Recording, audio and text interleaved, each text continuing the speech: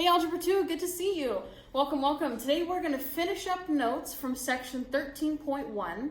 In 13.1 we talked about sequences and series, and now we're going to look at specific series. Series is the plural of series. And if we can find a formula so we don't have to write out all of the terms in the series and then add them up by hand. So for some specific ones, for some special ones, we have actual formulas that just make the job a lot easier, all right? So first, I want to talk about Gauss. Very cool dude, genius, prodigy, mathematician back in long time ago. I'm going to read a little script from a book that I have that is going to introduce this first formula. At the age of 7, Carl was sent to the local grammar school, where the tyrant of a teacher thought nothing of using a whip to beat an education into the boys. That sounds terrible. To keep the class busy one day, he assigned them the problem of adding all the numbers from 1 through 100. When the pupils finished, they were supposed to lay their slates on the table in the front of the room. The teacher had no sooner stated the problem than Carl scribbled the answer on a slate and tossed it on the table, saying, say, low for German for there it is. I'm not going to try and pronounce that again. No one had ever told Carl the formula for adding a sequence of numbers, and the teacher was astounded that he had discovered it for himself. It is the same formula that the Pythagoreans had used as a password in their secret society. All right, so let's see how Carl Friedrich Gauss came up with this genius formula on the spot to add up the first n numbers, all right? So,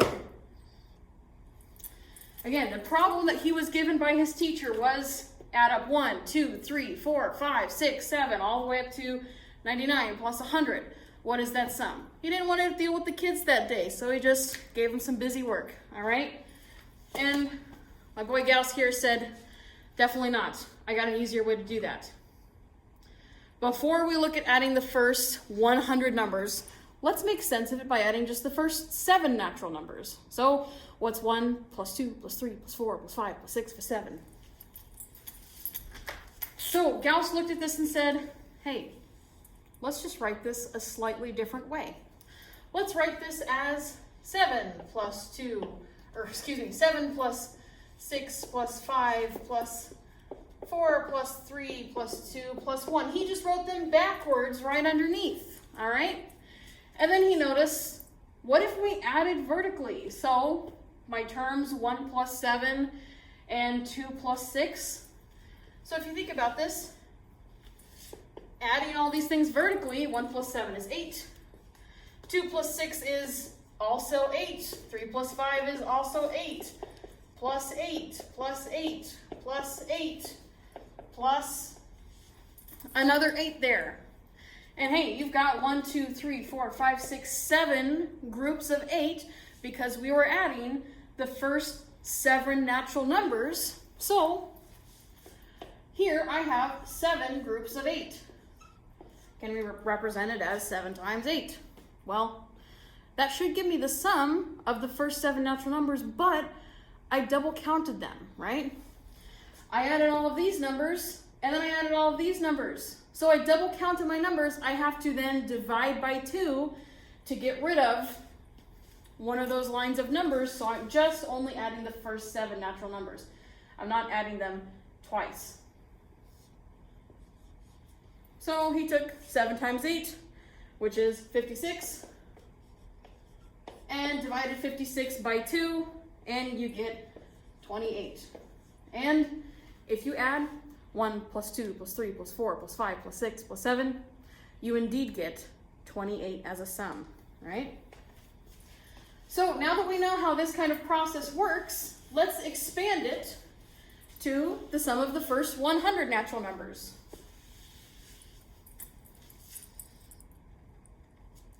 So now I have 1 plus 2 plus 3 plus a whole bunch of stuff in the middle, plus 98 plus 99 plus 100. Again, let's just think about it by writing these problems backwards. So we'll start with 100 here.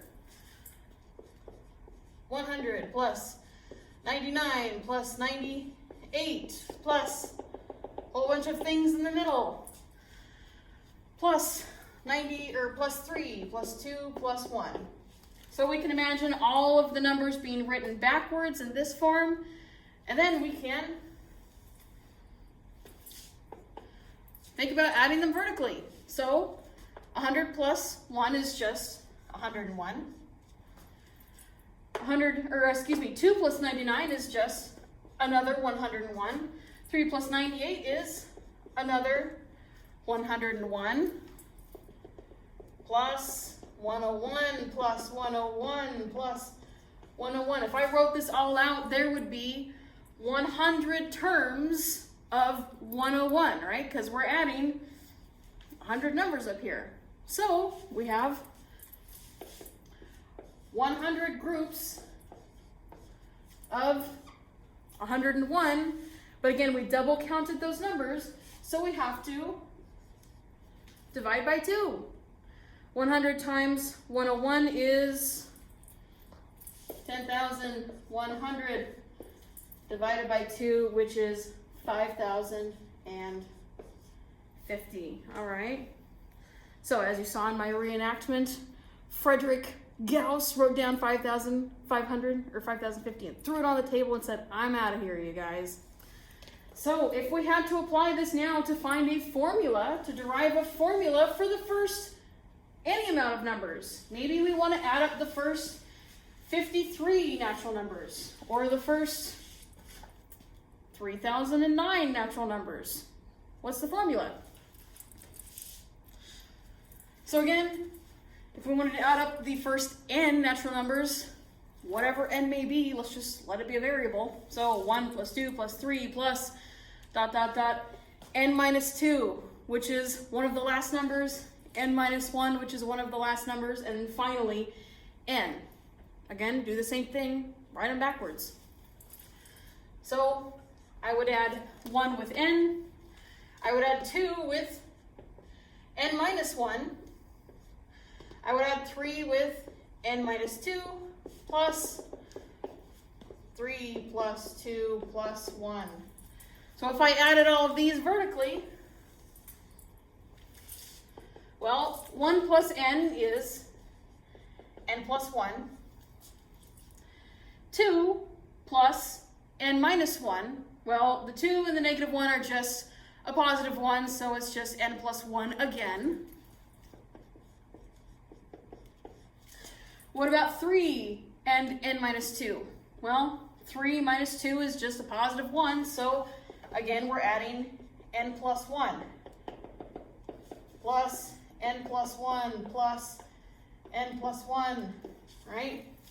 So in total, you have n groups of n plus 1.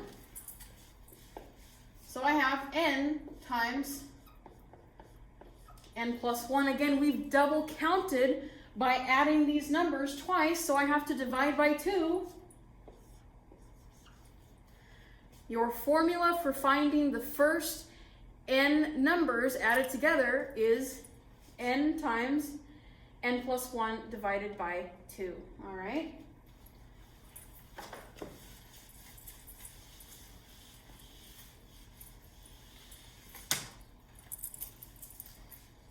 So, take a second. This is the last little bit of notes for this section.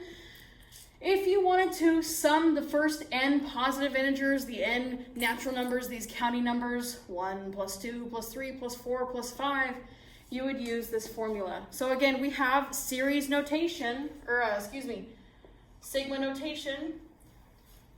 So we've got that guy. We're starting at k equals 1. We're going all the way up to n, whatever that n may be. In Gauss's case, it was 100, right?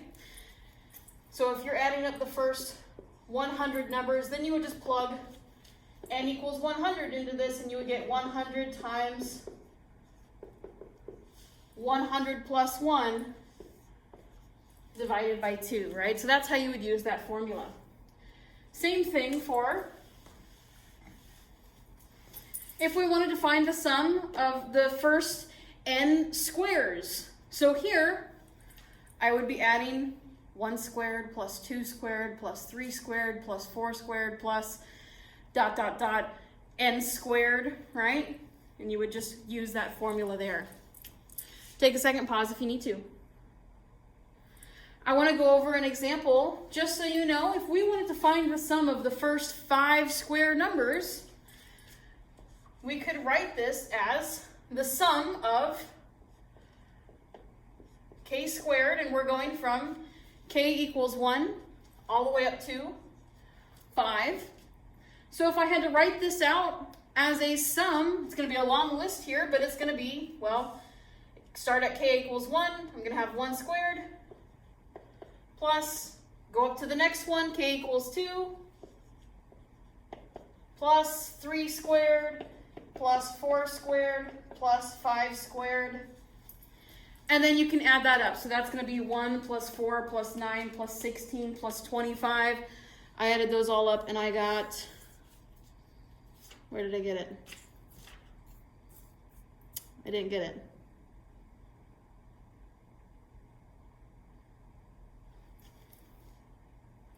Pause. Harmony.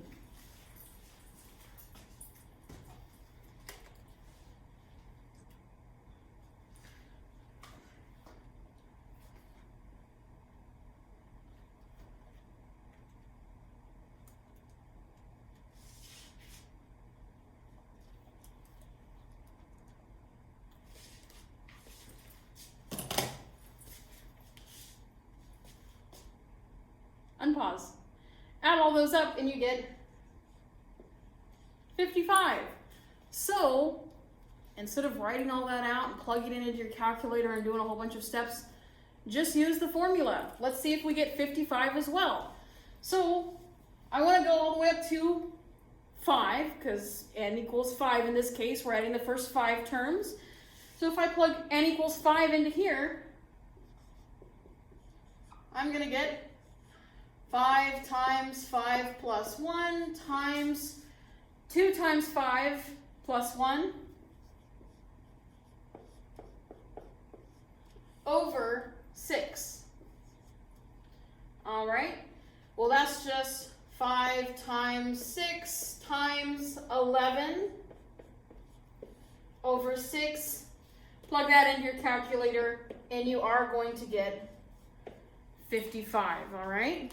So, fun little day. One of my favorite stories about math is Carl Friedrich Gauss. Cool dude. See you later. You're going to be able to answer that question in Google Classroom using one of these formulas that we talked about. Happy Wednesday.